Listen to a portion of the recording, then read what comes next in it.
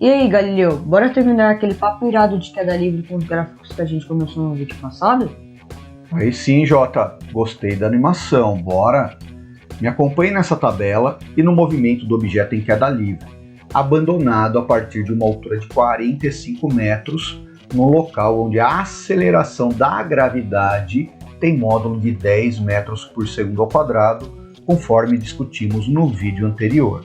Para não dar bobeira nos cálculos, precisamos adotar um referencial, lembra disso? O nosso referencial é de baixo para cima, ok? Nesse referencial, a aceleração entra com sinal negativo nas equações.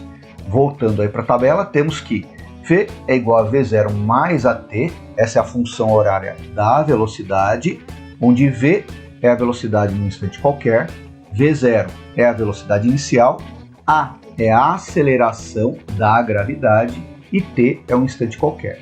Sendo assim, então temos que V é igual a 0 menos 10 vezes T. O menos aí, então, é em relação ao nosso referencial, ok? Preenchendo a tabela, temos para T igual a 0, V também será igual a 0. Para T igual a 1, V será menos 10, já que V é igual a 0 menos 10 vezes 1, ok? Para T igual a 2, temos que V será igual a menos 20 metros por segundo, ok? Já que V é igual a 0 menos 10 vezes 2, ok? E para T igual a 3, temos que V finalmente é menos 30 metros por segundo. Agora vamos colocar os dados dessa tabela no gráfico da velocidade em função do tempo. No eixo vertical, temos a velocidade em metros por segundo e no eixo horizontal, temos o tempo em segundo. Perceba que no instante t igual a 0, a velocidade é 0, ou seja, o corpo foi abandonado a partir do repouso. No instante t igual a 1 segundo, a velocidade tem módulo de 10 metros por segundo. No instante t igual a 2, a velocidade tem módulo de 20 metros por segundo. E no instante t igual a 3 segundos, a velocidade atingiu o módulo de 30 metros por segundo. Você deve estar se perguntando o que é esse tal de módulo da velocidade, né, Jota? Não, Galileu, tô de boas. Eu tô ligado que o módulo é o valor absoluto da grandeza física, ou seja, sem o sinal de menos. Caraca, Jota, tá voando alto, hein? Valeu, Galileu. Mas qual é o lance que você falou no nosso papo do vídeo anterior? Sobre a relação irada entre a área da figura geométrica e o deslocamento do objeto em cada intervalo de tempo. Tô muito curioso ainda. Ih, Jota, é aí que a coisa fica maluca. Presta atenção, brother, que essa parada é do nível hard da física.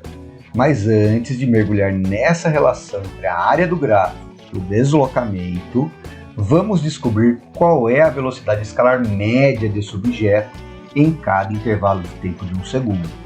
Só para a gente entender essa relação de um jeito mais irado. Veja bem, Jota, eu disse velocidade escalar média e não velocidade escalar instantânea. De boas, Galileu, eu já me liguei nesse lance. É tipo assim, a velocidade escalar instantânea é aquela que o corpo tem naquele ponto específico, já a média é calculada entre dois pontos.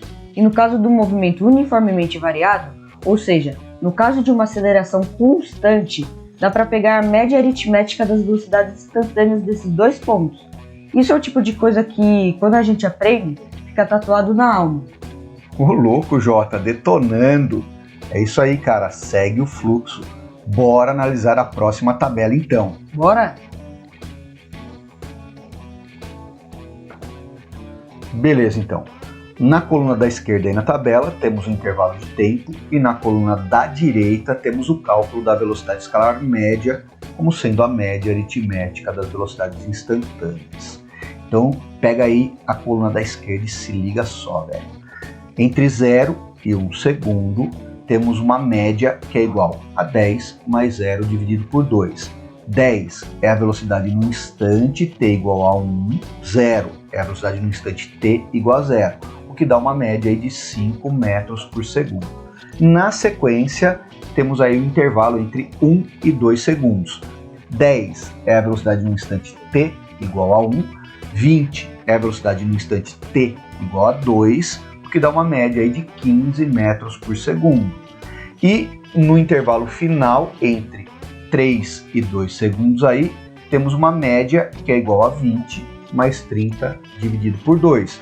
20 é a velocidade no instante t igual a 2, 30 é a velocidade no instante t igual a 3, o que dá uma média aí de 25 metros por segundo. Note que para calcular a velocidade escalar média, assumimos aí o módulo das velocidades em cada um dos instantes, ok? Agora sim, vamos olhar mais de perto para o gráfico e desvendar essa relação entre a área e o deslocamento. Dá uma olhada na área do primeiro triângulo que aparece no gráfico entre 0 e 1 segundo. Quanto ela mede aí, Jota? Bom, Galileu, a área do triângulo é igual a base vezes a altura dividido por 2.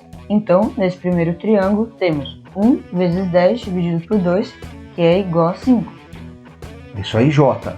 Foi por isso que a gente parou para analisar a velocidade escalar média. Notou algo em comum aí? Meu Deus, Galileu, peraí, não pode ser. Ficou igual ao valor numérico da velocidade escalar média no primeiro segundo de queda? Perfeito, Jota. Isso ocorreu porque o corpo desenvolveu no primeiro segundo de queda uma velocidade escalar média de 5 metros por segundo, ou seja, ele se deslocou em média 5 metros a cada 1 segundo.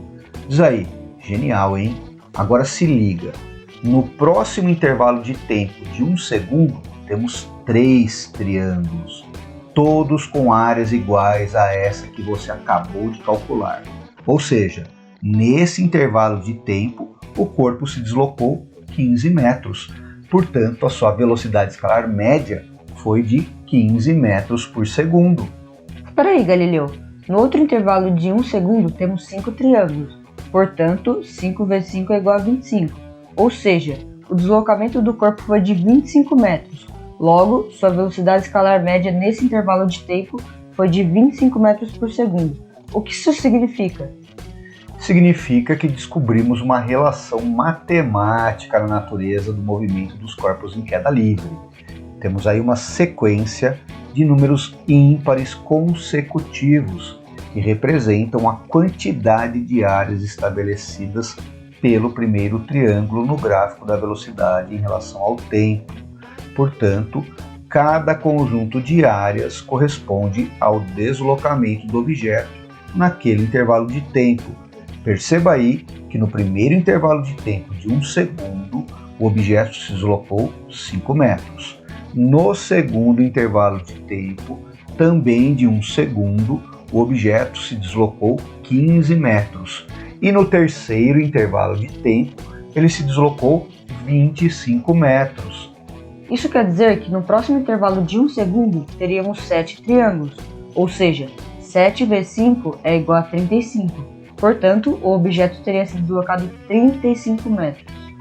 É isso mesmo, Jota. Pegou essa parada irada dos gráficos de boas, hein? Parabéns, brother. Agora tatua na alma aí, porque essa dica é quente como costela na brasa. Deixa que essa eu mando pra galera, Galileu, que eu saquei direitinho. Quando a gente tem um gráfico que relaciona velocidade com o tempo, não precisa quebrar a cabeça para achar o deslocamento do objeto com um monte de equações. É só calcular a área do triângulo, retângulo ou figura maluca que fica entre a curva do gráfico e o eixo horizontal. E aí, quer saber o que é mais incrível ainda? Se o objeto está caindo livremente desde o repouso, a área dos triângulos vai seguir uma sequência louca, que é diretamente proporcional a números ímpares consecutivos. Ou seja, se no primeiro intervalo de tempo de queda o corpo percorrer uma distância d, no segundo intervalo de tempo igual ao anterior, a distância percorrida será 3d, depois 5d e por aí vai até bater em alguma coisa e parar. Não é demais?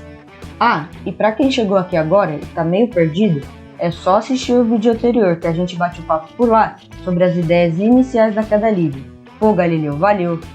De boas, Jota. Kids, eu fiquei de cara com as respostas do Galileu. Esse italiano era brabo mesmo. E olha só que doido. Depois de tudo isso, ele ainda me explicou que a única coisa que pode fazer um objeto cair mais devagar é a resistência do ar, que é maior para objetos maiores e com mais área de superfície, mas isso já é assunto para outro vídeo. E aí, o que vocês acharam dessa conversa com o Galileu? Deixa aí nos comentários e não esquece de deixar o like e compartilhar com os brothers, hein? Ah, e aproveita e se inscreve no canal. Valeu! No próximo vídeo vamos ver o que acontece quando temos mais forças envolvidas na queda.